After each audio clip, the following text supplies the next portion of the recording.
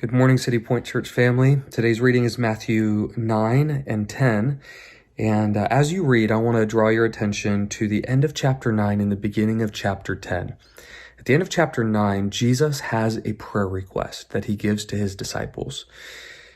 Jesus is ministering to a crowd that is afflicted both physically and spiritually. And his desire is that that crowd would hear the gospel of the kingdom of God.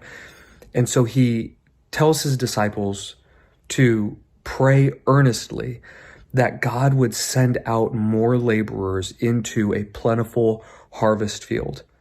But then he goes a step further. At the beginning of chapter 10, the disciples themselves not only are commissioned to pray that God would send out laborers, but then Jesus makes the disciples the answer to that prayer request.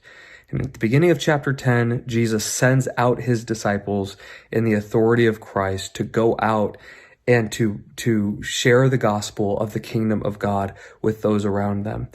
And today I would just remind you, and it's a good reminder for myself, that we are to pray earnestly, that God would send out more laborers to proclaim the gospel in our city and in our state and in our country and around the world.